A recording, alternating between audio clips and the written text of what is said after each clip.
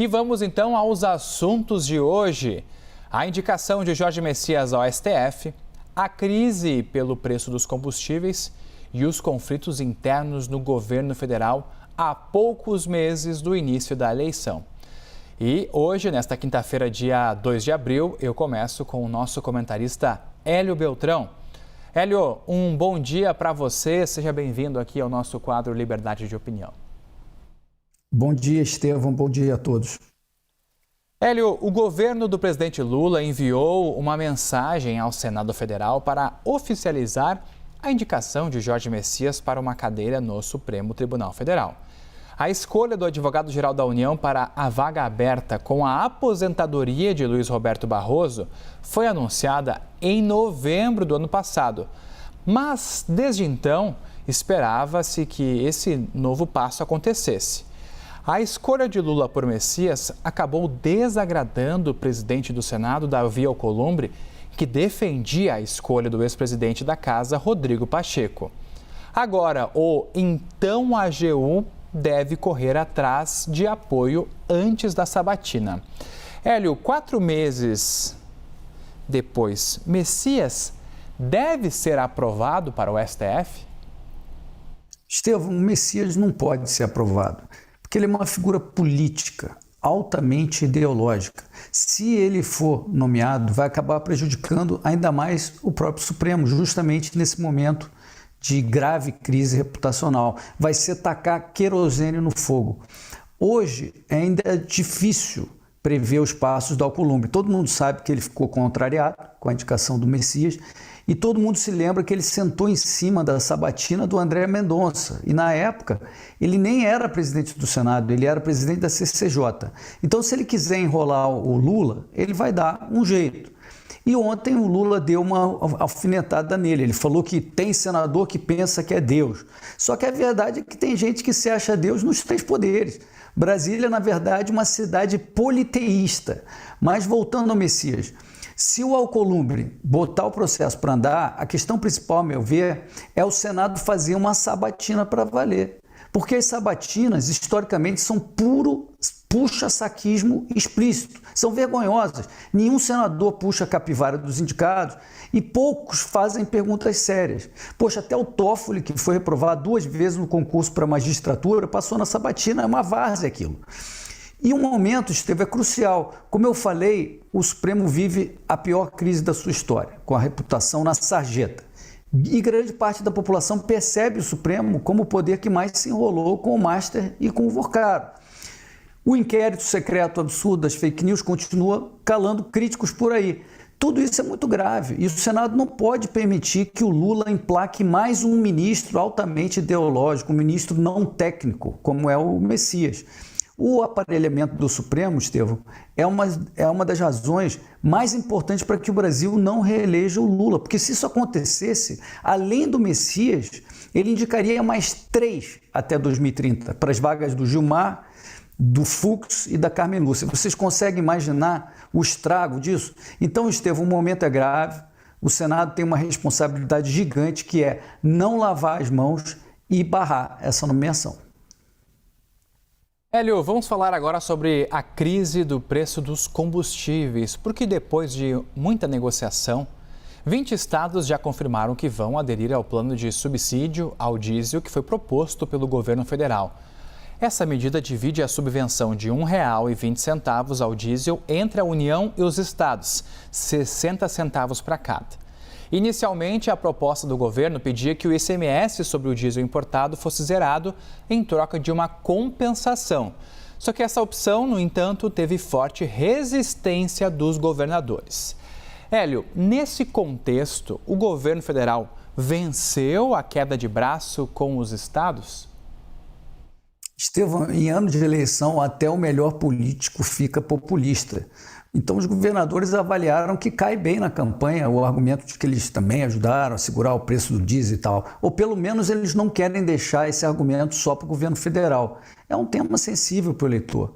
Mas tem que ver se o Congresso vai aprovar essas medidas, porque em ano eleitoral Imagino que essa seria a forma certa de contornar a legislação eleitoral que veda a manobra eleitoreira. E claramente isso é uma manobra, a gente sabe, eleitoreira, embora seja popular. Ontem o Lula disse que tem muito malandro se aproveitando da guerra e tal, e que vai ter que colocar alguém na cadeia por vender diesel acima do preço. É uma fala carregada de autoritarismo na linha do que o Maduro fez na Venezuela. E também não faz sentido nenhum, porque, como eu expliquei aqui outro dia, a Petrobras está sendo usada pelo governo para manter os preços congelados. Há um custo para a Petrobras de 10 bilhões de reais ao mês de prejuízo. Só que 30% do mercado depende do diesel importado. E como o diesel importado está com preço alto, né, equivalente a uns 10 reais na bomba, obviamente isso é consequência da guerra no Irã e a gente importa 30%, Estevão, do diesel importado. Então esse preço está alto e o resto do mundo está pagando esse preço também. Mas quem importa esse diesel, obviamente, não pode vender no preço Petrobras, que é uns 3 reais mais baixo que esses 10 reais ao mês do importado. Tem que vender no preço correspondente ao que pagou, provavelmente com alguma perda de margem. E são exatamente esses caras que estão importando esse diesel caro que o Lula está ameaçando prender. Ou vocês trabalham no prejuízo para me ajudar ou eu mando prender. Vocês entendem isso que está acontecendo?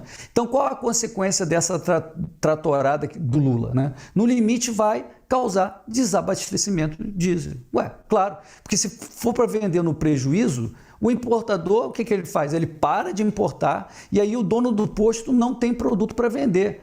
30% do mercado de diesel está atualmente sob esse risco.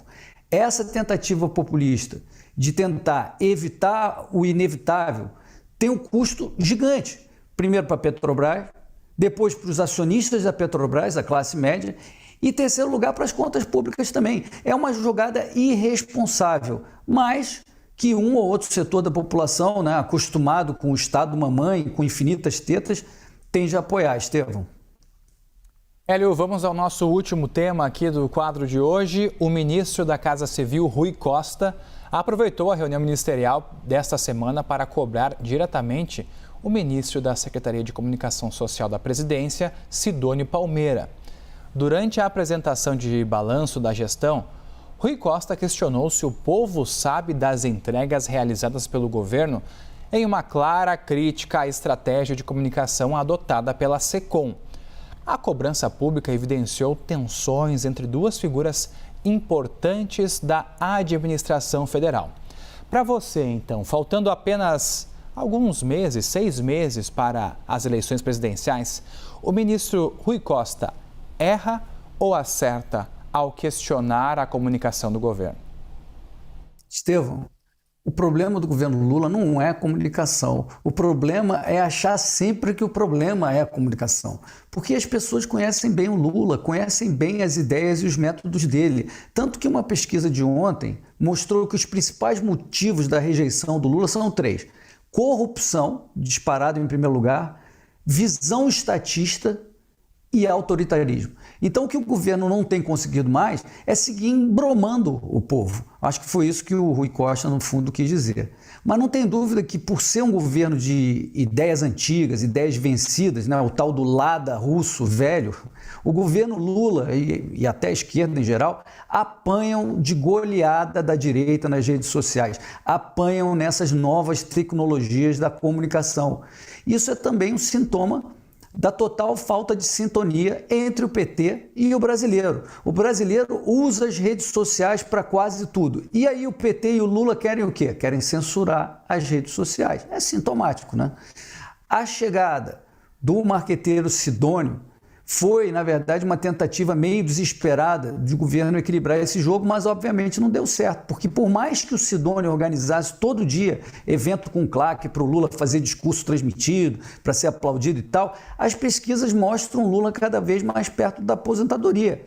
A tal homenagem no Carnaval, por sinal, foi um tremendo tiro no pé. Ninguém mais se lembra daquele samba triste lá.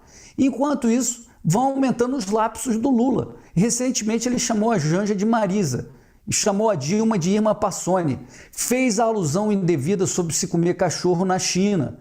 É uma série de pequenas confusões que mostram que o Lula, grande comunicador, já não é nem de perto o que ele já foi um dia. Esse governo, Estevão, é ruim em economia, é ruim em política externa, é ruim em segurança pública e teve o grande roubo do INSS, com blindagem do filho do Lula, com blindagem do irmão do Lula. Então essa bronca pública do Rui Costa no Sidônio é aquele caso clássico do sujeito que quer transferir a responsabilidade para o outro. Psicanálise é bom para isso, Estevão. Hélio Beltrão, obrigado pela participação aqui hoje. Um ótimo feriado para você. Para você também, Estevão.